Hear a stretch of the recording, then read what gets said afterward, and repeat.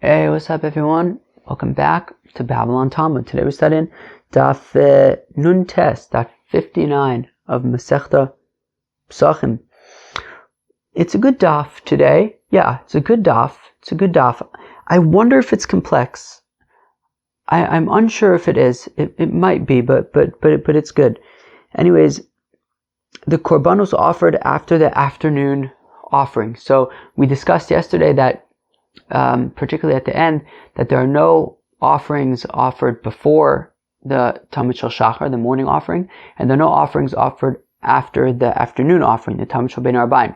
We're going to see that there are a limited number of exceptions to that rule, and one of those is the Mechusar Kippurim, our friend who was Tameh and has not yet brought his Korbanos, that we will get to.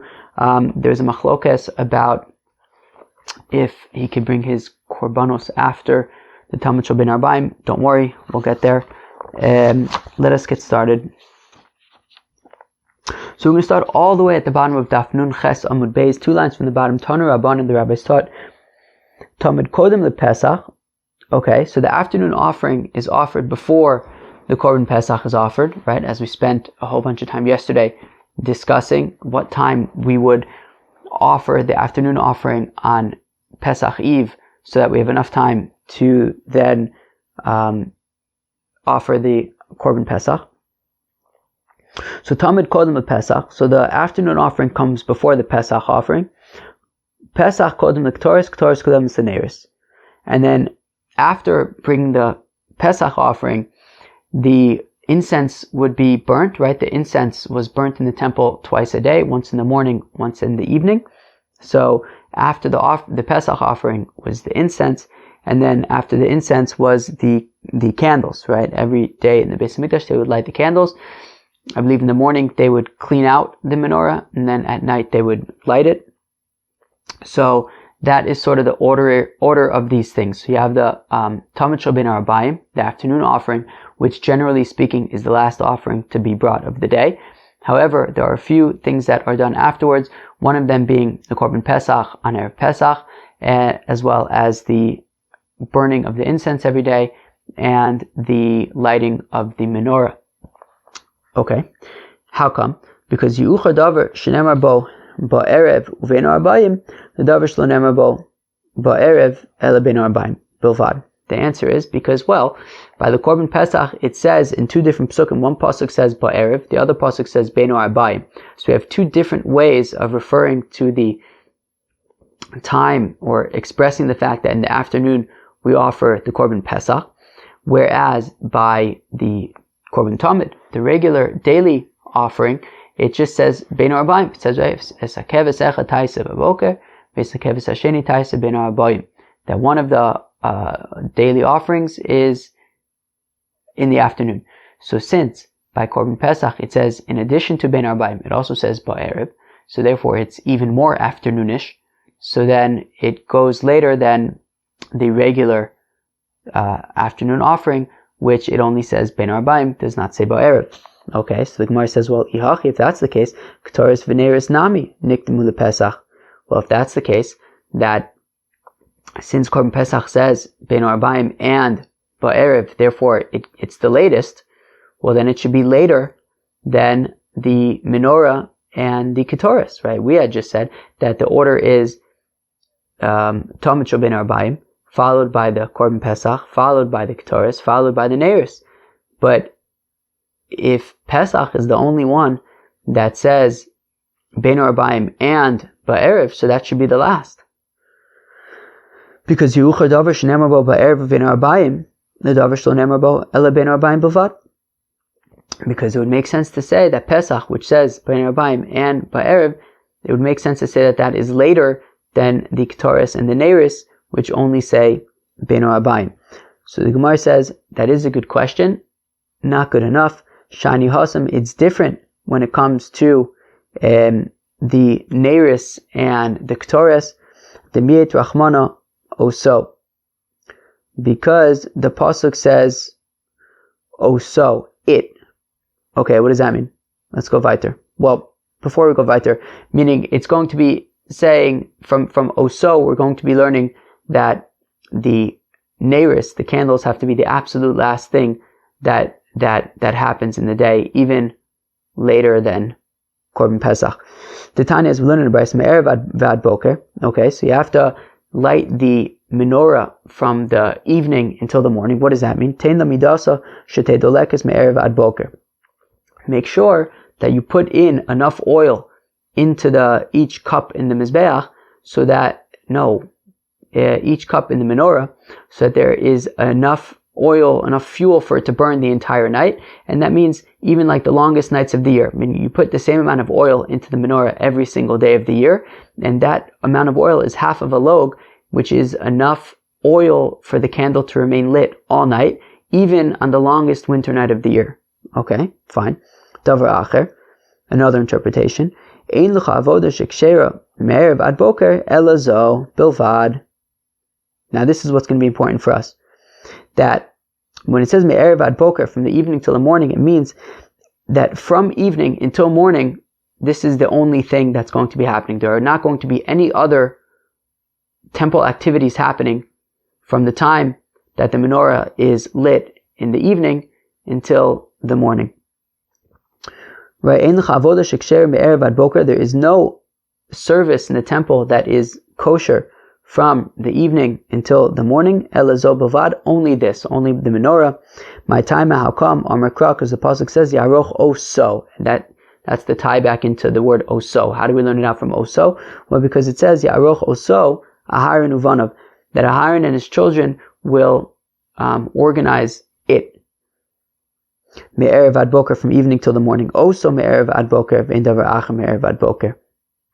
That it, the menorah, is from the evening until the morning. There's nothing else between when the menorah is lit in the evening until the morning. V'eskash ketoris leneris, and ketoris is compared to the neris, right? Because it says beinu arbaim, right? V'halos aharon es haneris beinu arbaim yaktirenu.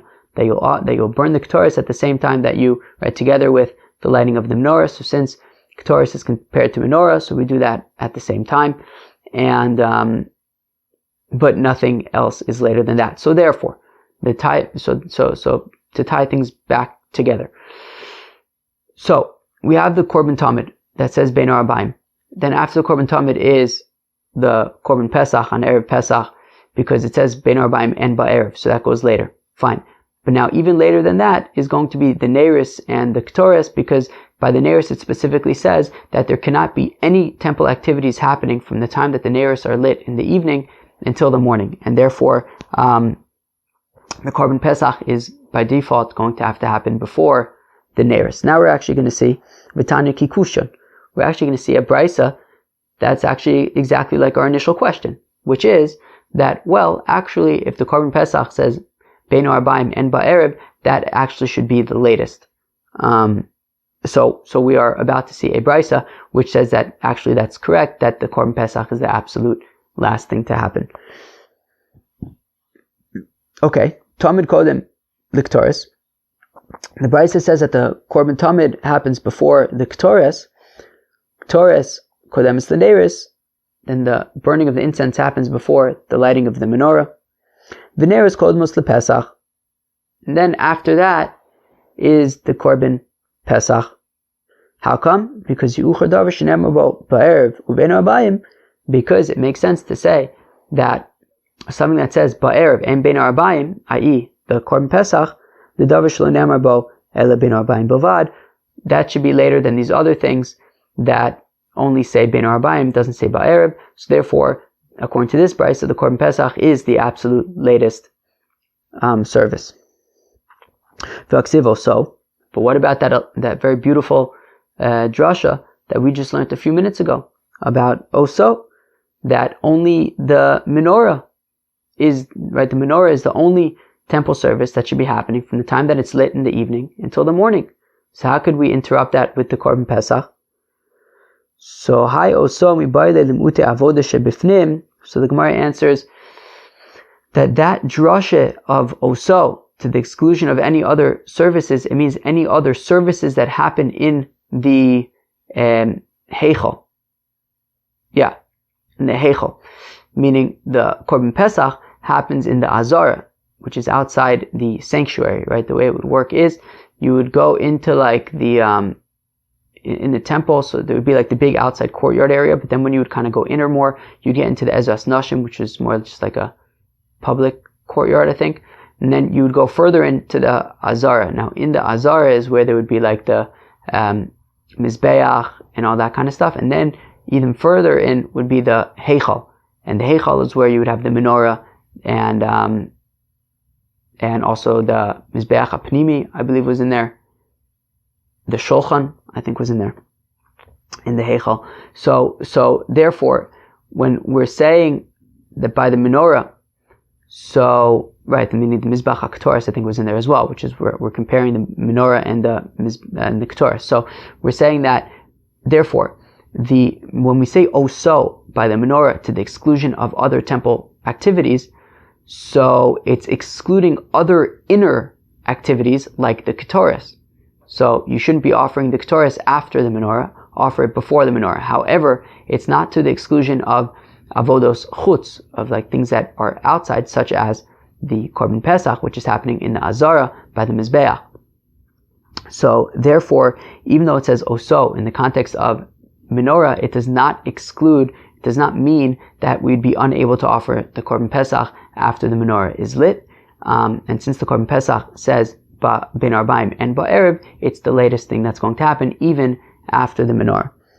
So my new Ketoris. So what is that other inner avoda that cannot be after the menorah? That's the Ketoris. Now, Sakadate Chamina, Holvukasov Vahalos Aharon Saneris Ben Arbaim Yaktireno, Emanadlik Neris Beresha Vadur Naktir Ketoris. What do you guys think? Let's read that again. Sakadate Chamina, I may have thought to say, since it says Uvahalos Aharon Saneris Ben Arbaim Yaktireno, that when Aharon lights the menorah in the afternoon, burn the incense. So I might think to say, what does that mean? It means first light the menorah, and then after you're done with the menorah, light the incense. Now we just said the opposite. First light the incense, and then the menorah, because the menorah is the absolute last thing. So Ema Nadlik Neir is Beresha, Vadur Naktir Ketoris. So I may have thought from the pasuk to say first you light the menorah, and then afterwards you burn the incense. So Mi'et Rachmana Oso. So we say no, but the pasuk says also that the menorah is the last thing to be done. The Ketoris comes beforehand. Now, Ella ben Arbaim Yaktirena Lamali. Okay, it's kind of a funny question. It's not. Okay, so then what do you do with the verse of Bein Arbaim, which we thought maybe means that first you do the Neris and then the Ketoris? So how do you understand that pasuk? So you understand it in the following way. Hachikamar, this is what the pasuk means. Hachikamar Rachmana, this is what the Torah is saying. Be'idan demadlik neris teimik Ketoris. Okay, that meaning, it doesn't mean first light the candles and then burn the Ketoris. No, it means at the time that you light the candles, at the time that you light the menorah, the Ketoris will have already been burning. Okay, fine, very awesome. So according to this brisa, the order of things are Talmud Shabbein Arbaim, then the Ketoris, then the Neris, then the Korban Pesach. Okay, very, very cool.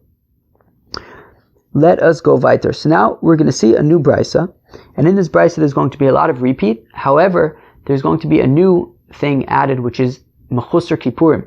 Somebody who has not yet offered his sacrifices. What is a Mechusar Kippurim? This has come up a few times. It even came up already in the first Mishnah in Shas. It already, right, from the time that the Kohanim go to eat their Truma, right, so we talked about Mechusar Kippur, meaning at the bottom of Daf Beis Amud Aleph of Masechta Brachis, Mechusar Kippurim comes up, right, with whatever. V'Hashemish V'Tari may have thought that it means when the sun rises the next day when he offers his Korbanos. Anyways, what's a Mechusar Kippurim? My point being that we've already seen this a number of times. So Mechusar Kippurim is you have a fellow who is, let's say Mitzorah, because it's going to be the example that we're going to be working with. So let's say you have a fellow who's a Mitzorah, and so he has tsaras, he has leprosy, and he gets thrown out of the camp and everything like that. So once it kind of goes away, he waits 7 days, and then he goes to the mikvah. So here's the point. On the 7th day, and this also applies to things like a zav, right? These other kind of tumas that have 7 days of tumah. On the last of the 7 days, you go to the mikvah. You're then a tvul yom until the end of the day. Then the next day you bring a number of korbanos. So on the 7th day of the mitzorah, being a mitzorah, he goes to the mikvah. Okay? Now, that day is a tvul yom. As we learned the other day, he can eat meiser sheni. That night, if he's a kohen, he can eat truma. And then the next morning, so on day 8, the day after he goes to the mikvah, he brings korbanos. In the case of a mitzorah, he brings 3 korbanos. He brings a korban asham, a korban chatas, and a korban ola. That is what a mechusar kippurim is. A mechusar kippurim is a person who has already gone to the mikvah on day 7. It's already the night following day 7. So he's already tahor. The only thing is, the next morning he needs to bring his korbanos on the morning of day 8. So somebody who has not yet brought his korbanos on day 8, so he's a mechusar kippurim, and until he offers those korbanos, he will remain a mechusar kippurim. Somebody who's lacking kapara, lacking atonement. Okay. Tanu Rabbanan, the rabbis taught, Ein lecha davar shekodem l'tamid shel shachar, ela ketoras bilvad. Interesting. So, the only thing in the temple that comes earlier than the Tamid Shel Shachar, earlier than the morning offering, is the Ketoras. The morning incense comes before the morning offering. Shenamar ba baboker, baboker. Because by the Ketoras it says baboker, baboker, double morning. Vyuktam Ketoras, shenamar ba baboker, baboker. So it makes sense to say that the Ketoras, where it says double morning, right, baboker, tichsiv iktir alav aharon k'torsam baboker, that it says that Aharon will burn incense in the morning. The davar shlonemar bo elaboker echad, that will precede the Tamid Shel Shachar, which only says boker once. It's like keves echad taisev boker. Okay. Now, vein l'chadavar shemisakev achar Tamid Shel ben arbaim. We don't have any offerings that are offered later than the afternoon offerings, ela ketoras veneris ufesach, except for, as we've seen, the ketoras, right, the afternoon incense, the menorah, the korban pesach, and now an additional umechusar kippurim be'erev pesach, and a mechusar kippurim on erev pesach, shetovel shenis v'ochel, as pischol erev, that he can go to the mikveh again and then eat korban pesach that night. So what does this mean? So let's say erev pesach is a Thursday. Okay, let's say erev pesach is a Thursday. Now on Wednesday was day 7 of this fellow's tumah, right? So let's say he was a mitzorah, he had saras. Day 7 was Wednesday. He went to the mikvah on Wednesday. Thursday morning, now he's supposed to bring his korbanos. And once he offers his korbanos on Thursday morning, which is erev pesach, so then all good, he could join in on the korban pesach that evening. Great. But he didn't do that. Maybe he was busy, whatever it might be.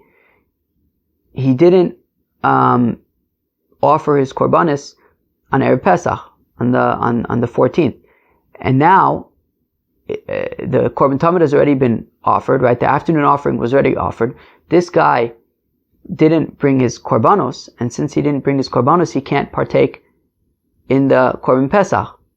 So we say that in this case, even though the afternoon offering has already been offered, we are still able to offer his mitzorah offerings so that he can get his atonement and he can eat the korban pesach that night. So therefore, in addition to the korban pesach and the incense and the menorah that happen after the afternoon offering, another exception would be if you have a fellow who on the 14th day of Nisan is supposed to bring his korbanos after having been a mitzorah, so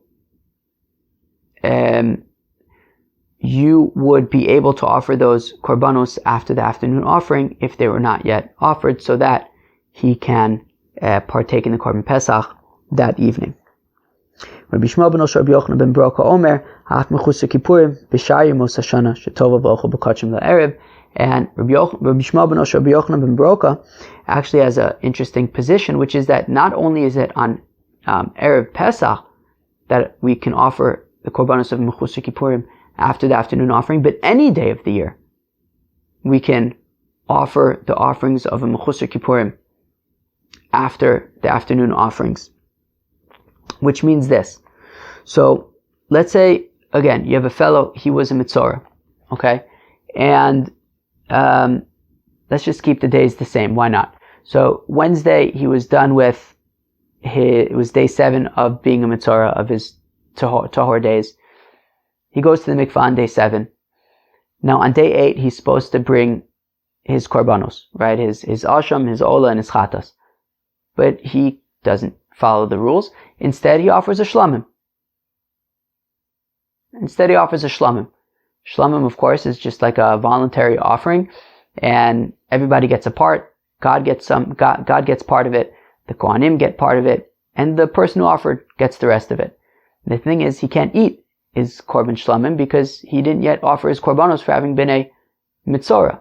Now, as Rashi points out, it's actually a mitzvah saseh to eat the meat of the animals that you offer, and therefore, he has a mitzvah saseh. He's got this, he's got this commandment to eat this korban shlamim that he offered, but at the same time, he can't eat it because he didn't yet bring his korbanos for having been a mitzorah.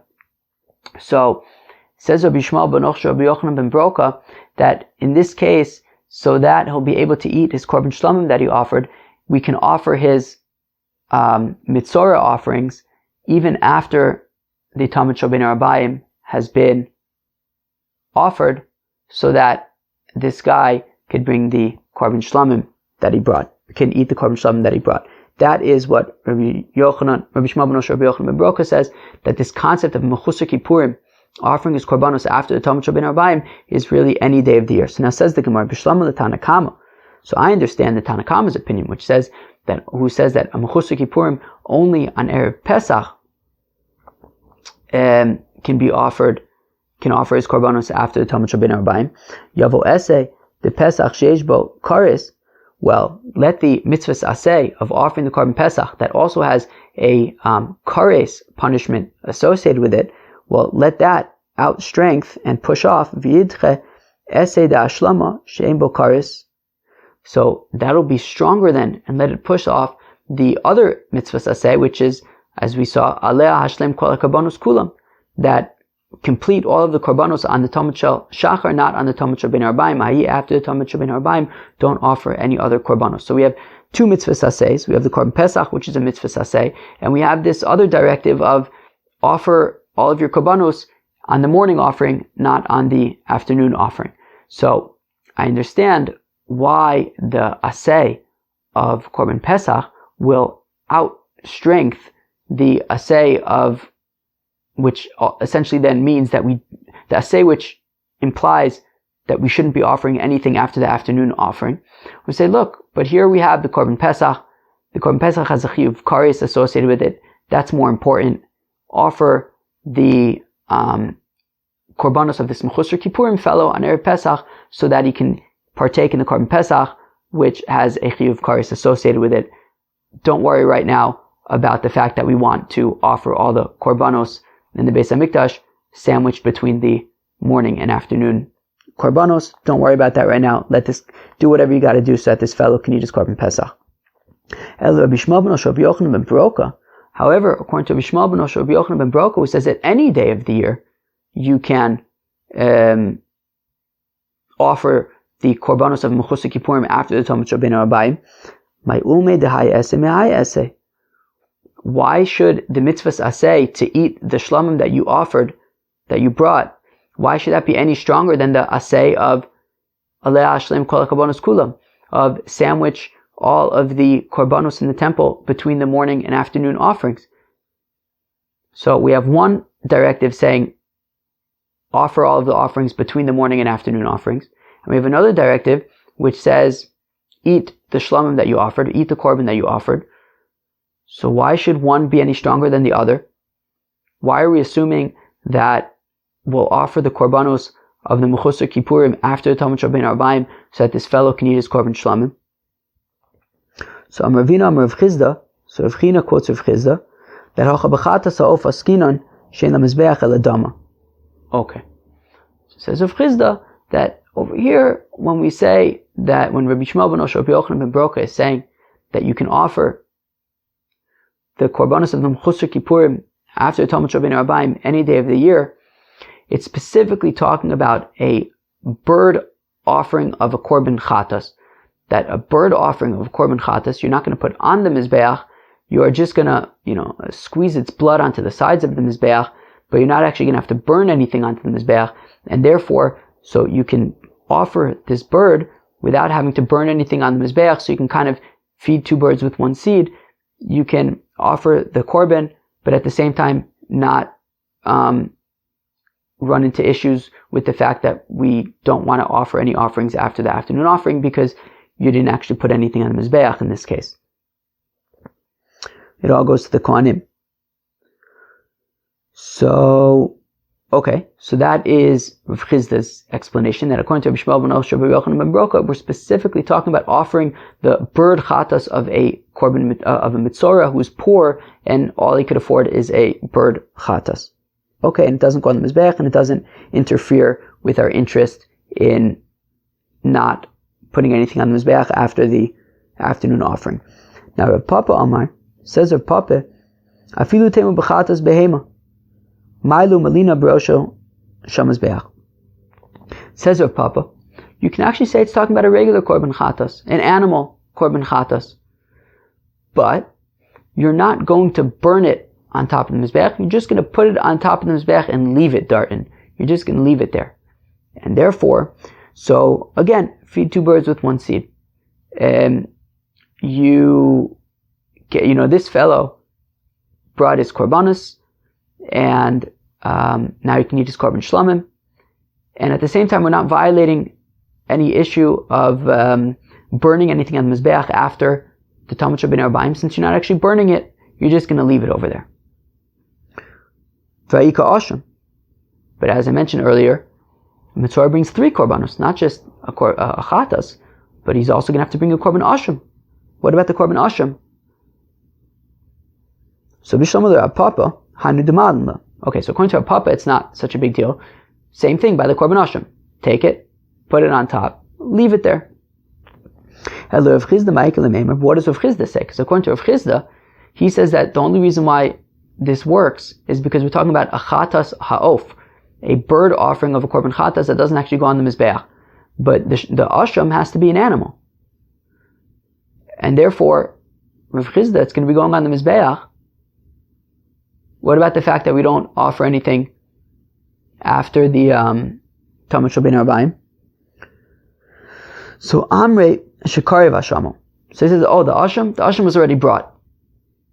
Alright, fine, the asham was already brought, and now he's just doing the chatas off, which doesn't actually get burned on the mizbeach. Alright.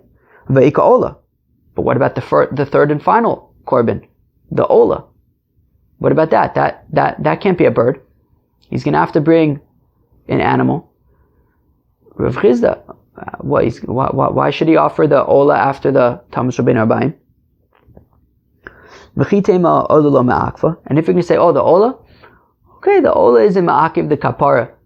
Even if he doesn't offer the ola, he'll still be able to eat his korban shlamim. So don't worry about the ola. But Ve'atani Rabbi Shmuel ben Osher Rabbi Yochanan ben Broka Omer. But Rabbi Shmuel ben Osher Rabbi Yochanan ben Broka himself says, just like the chatas and the asham of the mitzorah are ma'akev, his kapara, kachol also ma'akvaso. Well, also the korban ola is ma'akev, so is going to hold up the kapara. So therefore, he needs to bring the korban ola. Now, we already offered the korban Talmud Rabbeinu Arbaim. We shouldn't be offering any other korbanos. Rabbi Shmuel ben Osher Rabbi Yochanan ben Broka is saying that if you have a fellow who's a mechusar kippurim, who didn't offer his korbanos yet, but he already offered an asham, a shlamim, and we want him to be able to eat his shlamim. So he says, look, he already offered his asham, so don't worry about that. The korban chatas is just a chatas ha'of, so it's not going on the mizbeach anyways, according to Rav Chizda. But what about the ola? The ola is not a bird. It's going to have to go on the mizbeach. What do you do about it? If you're going to say, just like the asham was already offered, the ola was already offered as well. But also mikarva What? But is that really possible? Is it really possible to offer the korban ola before you offer the korban chatas? We learn in the Brisa that you offer the chatas first. And that's in the context of what? I think of yoledes.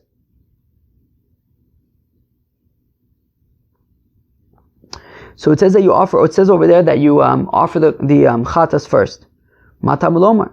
How come it says that you have to offer the chatas first over there? I think it's by yoledes, by a woman who gives birth. Then after either the 40 days or the 80 days, she brings these korbanos. So in the lamich tekodemis laola, now in the context of yoledes, we don't need it to say that the chatas comes first, followed by the ola, because I'll just read the psukim and I'll see that. So why does it have to say that the chatas specifically comes first? So ela zebana av. No, this is creating a precedent for all other cases. That whenever you have a korban chatas and a korban ola, the korban chatas is going to come first. And we hold that afilu chatas ha'of kodemis la'olos behema. And not only that, we hold that even the korban chatas of a bird will come before a korban ola of an animal. Even though the ola of an animal is more significant, still the chatas, even of a bird, comes before the ola of an animal. So it's pretty clear here that chatas comes before ola. So therefore, Rabbi Shmuel ben Yochanan ben Baroka is saying that the korbanos of Mechusar Kippurim is able to be offered after the Talmud Rabbeinu Arbaim. Why? Rav Chizda wants to say that, oh no, that's just the bird offering of the chatas that the Mitzorah is going to bring, and therefore it doesn't actually go on the Mizbeach. But what about the ola? The chatas comes before the ola, which means that he hasn't yet offered his ola. Isn't that going to have to go on the Mizbeach? Why? So Amar Rava, Shani olas Mitzorah, Ta'achmona Omar, Vehela HaKohen, Esa ola she'ela kvar. So Rava says, no, actually, the korban ola by the Mitzorah was already offered at this point, before the Talmud Rabbeinu Arbaim. And we're only talking about the chatas ha'of, that doesn't actually go on the Mizbeach.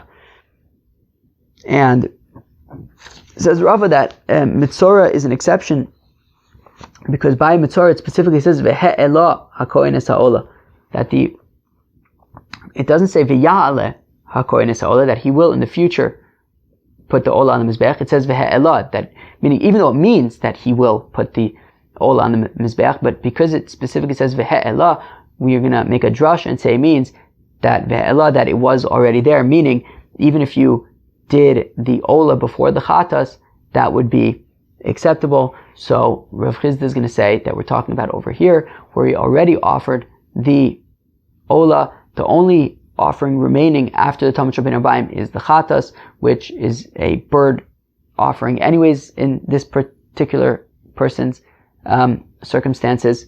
It's what he can afford. So that is why it's able to be offered after the Talmud Rabbeinu Arbaim. Okay, alright, sounds like a pretty specific case for saying that the Korbanot of Mechusar Kippurim is able to be offered after the Talmud Rabbeinu Arbaim any day of the year. It really means a Mitzorah who's only able to afford a Korban Chatas of a bird, who already offered his Asham and Ola out of order, and all he has left is his Chatas Ha'of, that's able to be offered after the Talmud Rabbeinu Arbaim. Okay, according to Rav Papa, it's easier to understand because you just take the Korbanos, put them on top of the Mizbeach, and instead of burning them, you just leave them there. So that way you can kind of feed two birds with one seed. He, is considered to have offered his Korbanos. He can now eat his Korban Shlamim. There's no violation of not offering any Korbanos after the Talmud Rabbeinu Arbaim, since he's just leaving them there anyways. He's not burning them, so that would be acceptable. It says of Shem bar Abba to Rav Papa. Who's of Shem bar Abba? I feel like I once looked him up, maybe, 15 years ago? Maybe. I feel like I have some kind of memory of being in the Yeshiva University library and finding some book and looking up of Shem bar Abba. He's a pretty random person to look up. Can't remember why I looked him up, but I think he was like very poor or something. I think that's all I can remember. Let's go weiter. Amar Rav Shem bar Abba Rav Papa. So says Rav Shem bar Abba to Rav Papa, L'didach da'amat ma'ile u'malina b'osha shemizbeach. So according to you, Rav Papa, who your suggestion is that this Mechusar Kippurim fellow, he could take his korbanos and just put them on top of the mizbeach and leave them over there. What, are we going to do something that is going to inevitably lead to the korbanos, to the kohanim messing up? The sarvi that they're going to assume the yomehu. How come these animals are on top of the mizbeach? Mistama, they were offered that day and they just need to be burned, right? Because as we learned also in the first Mishnah in all of Shas, Hector chalav ve'murin mitzvos not shayla amud hashachar, that burning of the fats in the limbs, that the blood was thrown on the mizbeach already before the Talmud Shel Ben Arbaim was offered, but you didn't have a chance yet to burn the fats and limbs. You could burn them all night long. So therefore, according to Rav Papa, if you have this Mechusar Kippurim fellow, and it's now after the Talmud Shel Ben Arbaim has already been offered, he takes his 3 korbanos that he needs to bring, puts them on top of the mizbeach, but leaves them there. The kohanim who are working on the mizbeach, they're going to see these. They're not going to know that it's for some guy who didn't chap arayin, and we're just supposed to leave them there. They're going to burn them. Basul akture, they're going to burn these. They're going to burn these animals. So Amalei Kohanim's reasoning. So Rav Papa answered, no, the kohanim are. This is not the first time we've seen this, but the kohanim they're very meticulous. They know what's up. As Rashi says, whoever puts him there is going to let the other kohanim know, and they're going to just leave him there. They'll know that don't touch these animals. I love that because they're going to communicate very well. Communication is very important when it comes to working on a team. So the kohanim communicated very well, which is very nice. Amalei Rav Ashi of Kahana. So says Rav Ashi to Rav Kahana, V'amila Rav Huna breder of Nosan Rav Papa, V'akamadilo miskatre emurin kohanim l'matzi achli basar. It's a very interesting question, which is, well, yeah, but interestingly, so according to Rav Papa, you have this fellow who's a Mechusar Kippurim. Now he already, for whatever reason, offered a korban shlamim. Now we want him to be able to eat his korban shlamim. But he can't eat his korban shlamim because he hasn't yet offered his korbanos. So Papa suggests, okay, take the korbanos, put them on top of the mizbeach, don't burn them, and that way we could feed a whole bunch of birds with one seed. Now, what are we talking about? Right. So the idea being that you take these korbanos, you put them on the mizbeach, and now this fellow is able to eat his korban shlamim. Now here's the interesting thing. So according to our Papa, we're not actually burning these korbanos.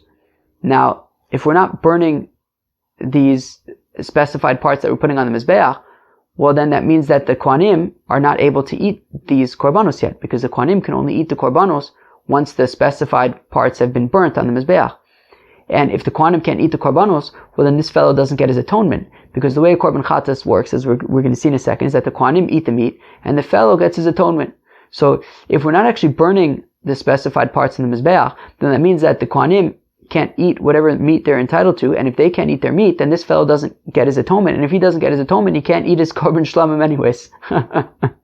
Funny kind of, chain of things, but it's interesting. So that's the question. Well, if the specified parts to go on the mizbeach have not yet been burned, well then the kohanim are not, so let's say, right, so this mitzvah brings 3 korbanos. One of them is a korban chatas. So as long as the specified parts of the korban chatas are not yet burned on the mizbeach, well then the kohanim cannot eat their meat from the korban chatas. Titania, as we learn in the Brisa, so Yahu Yukohanim Hashoin B'chazev Ashok Kodem Aktaris Emurin. Is it possible that when it comes to a korban shlamim, we're talking about a korban shlamim right now, is it possible that when it comes to a korban shlamim, that the kohanim would be able to eat the portion that they get, which is the breast and the leg and the thigh? Kodem Aktaris Emurin. Is it possible that they'll be able to eat their parts of the animal before the specified parts of the animal for God are burnt on the mizbeach? Talmud Lomar, therefore the pasuk says, "V'hiktir hakohen es hachelev hamizbecha." The pasuk says that the kohen will burn the fats on the mizbeach, and then afterwards the breast will be for Aharon and his children. So we see that first the parts that go on the mizbeach have to be offered, and only afterwards can the Kohanim eat what they're entitled to. And as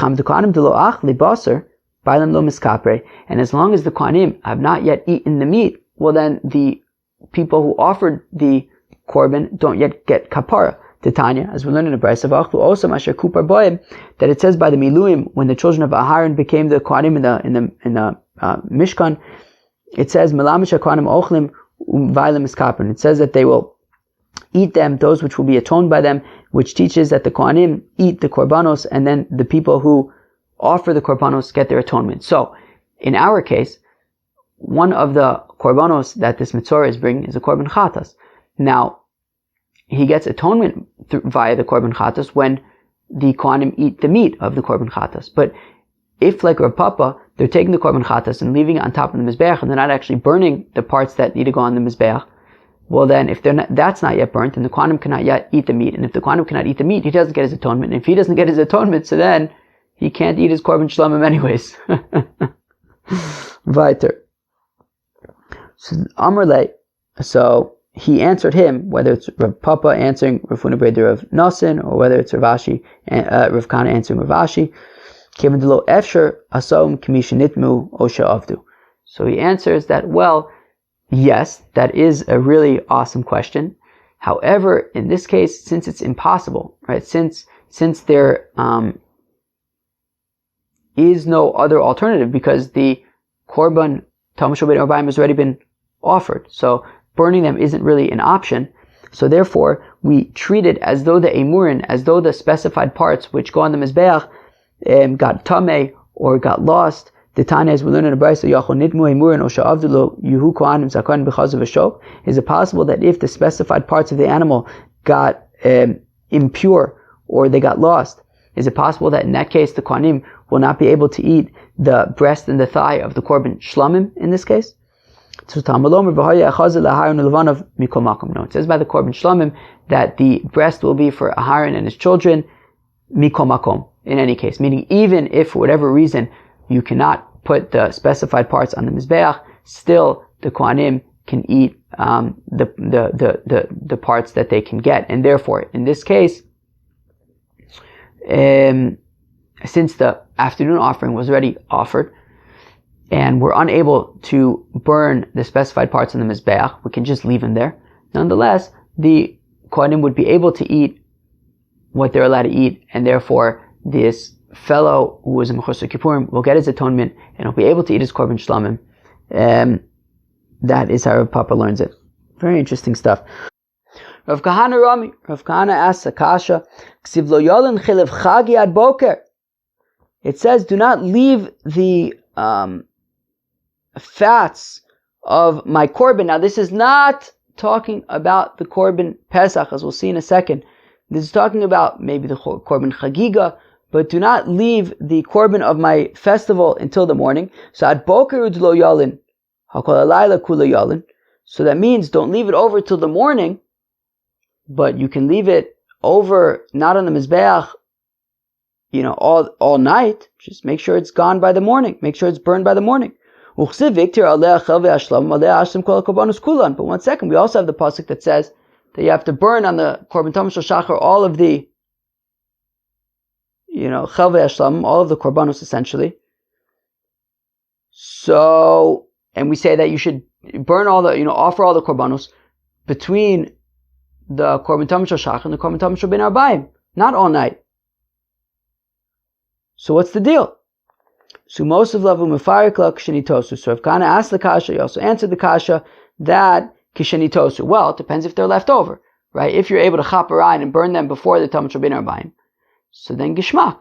But if you weren't able to burn them before the tamid shel ben arbaim, well, as long as you did the zrikas adam before the tamid shel ben arbaim, you could go and continue burning them all night. How do we know that this is not talking about the korban pesach? Well, because you only get started with the korban pesach after the tamid shel ben arbaim, so obviously you wouldn't have burned anything before the tamid shel ben arbaim is offered. Ramile Rav Safra L'Rava. Rav Safra asked the kasha on Rava. Ksiv lo yalin laboker zevach chag Pesach. It says don't leave over until the morning the offering of Pesach. Laboker du lo yalin, al kol lo yalin. Okay, so we see that don't leave it off of the mizbeach until the morning, but it can be off of the mizbeach all night. V'aksiv olas Shabbos b'Shabbato, v'lo olas chol b'Shabbos, v'lo olas chol b'Yom Tov. Interesting. But the pasuk says olas Shabbos b'Shabbato, that the offering of Shabbos on Shabbos, v'lo olas chol b'Shabbos, you don't offer the offerings of the weekday on Shabbos, v'lo olas chol b'Yom Tov, and you don't offer the offerings of the weekday on Yom Tov. Now, when are we offering the Korban Pesach? On Erev Pesach, on a weekday. And yet we're saying don't leave over the fats until the next morning, meaning you can burn them all night. But that night is already Yom Tov. And we're saying Ola Shabbos b'Shabbato, that the Ola of Shabbos on Shabbos, but not the Ola of the week on Shabbos, not the Ola of the week on Yom Tov. So you're not allowed to offer weekday offerings on Yom Tov. Now, if we're saying that you're allowed to burn the Korban Pesach all night, well, all night is already going to be Yom Tov, and you offered the Korban Pesach on Erev Pesach, which is a weekday. So what's the deal? So Amrle, so Rava responds, Kvaram Yanile Rabbi Abba Barchia Rabbi Abo. Rabbi Abba Barchia already asked this question to Rabbi Abo. Vishani Le, and he answered him, Here we're specifically talking about when we say that you could burn these fats all night, it's talking about specifically when the 14th of Nisan falls out on Shabbos. So therefore, when you're burning the Korban Pesach all night, and that night it's Yom Tov, that's true, but when you offered them that day, it was Shabbos. So you can offer, so you're allowed to offer the offerings of Shabbos on Yom Tov, so therefore when you're burning these fats all night, it's really the fats of Shabbos being offered on Yom Tov, not the fats of a weekday being offered on Yom Tov. Okay, Amrle. But if Safra wasn't satisfied, he said, Mishum Dechava Shabbos Kraven b'Yom Tov, that just because the fats of Shabbos are able to be offered on Yom Tov, on a Neku v'Nema le dehaikra b'arba asur shchalilos b'Shabbos u'dichsev. So we're just going to say that this pasuk of burning the Korban Pesach all night, which sounds like it would be, in any case, you could burn the fats of the Korban Pesach all night. But now we're saying, no, it's specifically when Erev Pesach falls out on Shabbos. We're going to limit this pasuk to such a degree. So Amr le Shavke Likra Diudach Gumukum Anafsha. Rava says yes, it's not so crazy because the psukim themselves kind of set us up for such a situation. Meaning, we have one pasuk that says you could burn the Korban Pesach all night. We have another pasuk that says that you're only allowed to offer the Korbanos of Shabbos on Shabbos, not the Korbanos of a weekday on Shabbos. So like, the psukim are setting us up for a situation. What does it mean that you can burn the fats of the Korban Pesach all night? Specifically when Erev Pesach was a Shabbos. Okay, fine. We're going to stop here by this new Mishnah. Yeah, that was Daf Nun Tes. Yeah, like a little bit. Yeah, I don't know. It definitely wasn't a quick daf. Interesting. It wasn't so long. Like it's not like a huge daf, but you got to move slowly. Yesterday was also similar, right? I don't know. I feel like we haven't really had these dafs that you really have to work through like this in quite a while. I can't even remember when we had them. Maybe like back in Masechta Shabbos. I don't know. Anyways, fine. So what did we talk about today on Daf Nun Tes? So Korbanos offered after the afternoon offering, right? So at the end of the Daf yesterday, we had said that there are no offerings offered before the Talmud Shel Shachar, and there are no offerings offered after the Talmud Shel Bein Arbaim. So we saw today that before the Talmud Shel Shachar, actually you have Ketores, where it says Baboker, which is earlier in the morning, so even before the Talmud Shel Shachar. And then we saw that after the Talmud Shel Bein Arbaim, we also offer the Korban Pesach, as well as the afternoon incense, and the menorah that you would light at night. Now there was a difference in terms of what the order is. The first order that we encountered was that first comes the Talmud Shel Bein Arbaim, then the Korban Pesach, and then the incense, and then the menorah. But then we saw, and that's because, so the Korban Pesach comes after the Tamid, because Pesach it says Bein Arbaim and Ba'erev, as opposed to the Korban Tamid where it only says Bein Arbaim. And then after that we would do the incense and the menorah, because it says Oso by the menorah that it is from evening until the morning, but nothing else is done in the temple from the time that the menorah was lit and the evening until the morning. At least no like new korbanos. The other understanding was that no, because Korban Pesach says Ben Arbaim and Ba'erev, that's actually the absolute last thing that you're going to do. So it goes Korban Tamid Shel Ben Arbaim, and then the incense, and then the menorah, and then the Korban Pesach. And then we got into this machlokas about a Mechusar Kippurim offering his korbanos. If he didn't do it before the Korban Tamid Shel Ben Arbaim, can you offer it after the Korban Tamid Shel Ben Arbaim? So the Tanakama says only on Erev Pesach, because on Erev Pesach, on the one hand, we have this directive that we want to sandwich all of the korbanos between the Tamid Shel Shachar and Tamid Shel Ben Arbaim, but at the same time, we have mitzvah saseh of Korban Pesach, which has chiyuv kares associated with it. So therefore, just offer the korbanos of this mechusar kippurim so that he can eat the Korban Pesach. But interestingly, Rabbi Shmuel ben Rabbi Yochanan ben Broka says that this is actually the entire day, any day of the year, you can offer the korbanos of the mechusar kippurim after the Tamid Shel Ben Arbaim. And the question is why? Mechusar Kippurim, meaning we're talking about a guy who needs to bring his korbanos because he was a mitzvah, and he already offered a korban shlamim for whatever reason. So now he's got to eat his korban shlamim, but it's Mechusar Kippurim, but the korban Tamid Shel Ben Arbaim was already offered. So what do you do? So Rabbi Shmuel ben Rabbi Yochanan ben Broka is saying, yeah, it's alright, you can offer the korbanos to the Mechusar Kippurim, but why? Why should his need to eat his korban shlamim be any stronger than our need to sandwich all of the korbanos between the Korban Tamid Shel Shachar and Tamid Shel Ben Arbaim? So Rav Chisda said it's specifically talking about the Korban Chatas Ha'of of a poor mitzvah. That doesn't actually have to go on top of the Mizbeach, so therefore it's no problem, offering it after the Tamid Shel Ben Arbaim, since nothing's actually going to go on the Mizbeach. But Papa says that what it means is that you take the korbanos, you put them on top of the Mizbeach, but you don't actually burn them. You just leave them, and that would be enough for him to get his kapara and eat his korban shlamim. And that kind of led to discussion on Amud Beis, but I thought that in order to get the kapara, the Kohanim would have to eat the korban, and in order to eat the korban, they have to burn the emurim. And Rav Papa, I thought, we're not burning it. And he said, no, but since over here, you can't burn it because the Tamid Shel Ben Arbaim has already been offered, so it's as though the specified parts that go on the Mizbeach got lost, or tameh, in which case the Kohanim aren't allowed to eat it, and so the Kohanim can eat these korbanos anyways, even though they haven't been burnt yet, and then this fellow can get his kapara. Okay, those were kind of like the big machloksin of the afternoon test. I hope you enjoyed it. Peace out.